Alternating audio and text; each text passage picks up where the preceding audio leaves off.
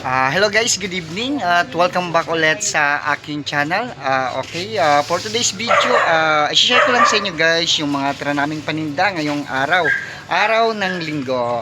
Dahil nagliligpit pa kami ngayon guys, i-share ko sa inyo guys yung mga tira namin ngayon na paninda. Okay, let's go!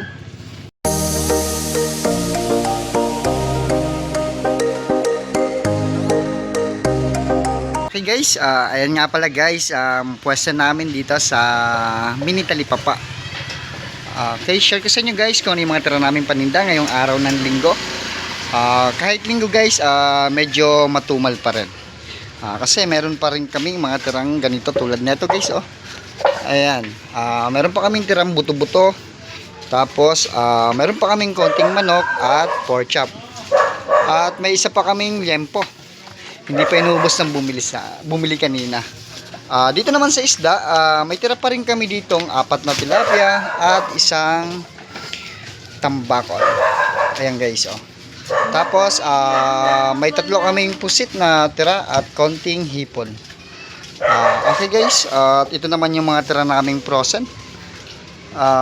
Sa frozen naman guys, mayroon pa kami ditong 4 na kikiam at isang balat na lang na chicken ball. Ayan, chicken ball at holiday siomai at itong salami. Ayan guys, at meron pa kami guys na 2 tocino fantastic at Shanghai pork at crispy burger. Ayan guys, 2 pa siya. Tapos meron pa kami ditong bossing hotdog. Ayan, with cheese yan guys at putlong. Ito guys, ilalagay lang namin to sa rep para tumigas siya. At para bukas, pwede na uli siya ibenta. Okay, doon naman sa gulay guys ay ayan sila mama at ang aking partner na si Alice. Nililigpit na rin nila guys yung mga gulay kasi time check tayo guys, 7:50 na po ng gabi. At oras na naman guys ng ligpitan. Share ko lang sa inyo guys yung mga tira naming gulay. Okay. Ito yung sitaw namin guys. At medyo sobrang marami pang tali. Hindi masyadong mabili ngayon ng sitaw. At yung ampalaya naman guys ay ganun din. Marami din siyang tira. At meron pa kami ditong tira nung nakarang araw pa raw to, sabi ng partner ko. Kaya tingnan mo naman guys yung isang ampalaya namin. Medyo madilaw na siya.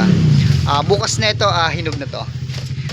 Pero puputulin lang namin guys yung ganyang yung dilaw niya. Tapos gagamitin namin to guys sa pakbet para walang tapon. Meron pa kami ditong labanus. Ayan, 3.5 na lang. Mayroon din kasing customer guys na hindi kayang bumili ng ganito kalaki. Tapos konti lang yung baboy niya. Kaya minsan yung iba nagpapahati. Kung maaari nga lang guys, hindi kami magbebenta talaga ng gantong kalahati. Kasi pag ganito, nabubulok siya dito sa Pero nakikiusap naman yung mga customer na baka pwede kalahati lang. Okay, dito naman ay meron pa kaming Baguio beans. Ayan. At meron din kami ditong dahon ng sili at talong. Ayan guys, talong na mga bilog. At meron din kami ditong talong na mahaba. Ayan. Share ko lang sa inyo guys kung ano yung mga tira namin paninda ngayong araw ng linggo. Ayan si mother. Okay ma, buhati mo naman. Ayan.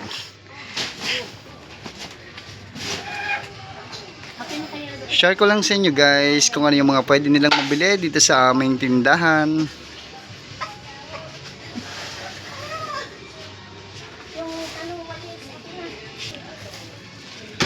Okay, tapos dito naman guys ay meron pa rin kami ditong tirang pechay na Tagalog. Ayan.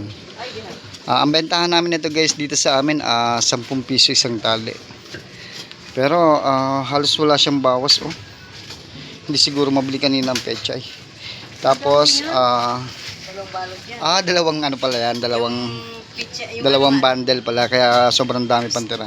Yung Dito naman meron pa rin kaming patola. Ayan, patola. Tapos meron pa kaming pipino. Ayan guys. Share ko lang guys kung ano yung mga tira namin ngayong araw. At dito naman ito yung mga talbos namin. At hindi rin naubos. Pag ganito pa kadami guys ang tira namin, minsan kinabukasan kalakalahati na lang na bundle lang kinukuha namin. Kasi kailangan namin itong ipaubos para hindi kami masiraan. Okay, ayan yung saging guys. Share ko lang guys kung ano yung mga pwede nilang mabili dito sa aming tindahan.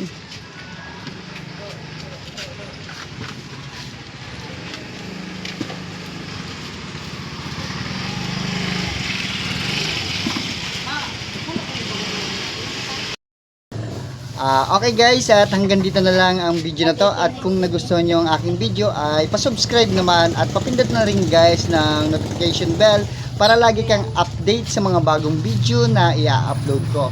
Okay guys, thank you.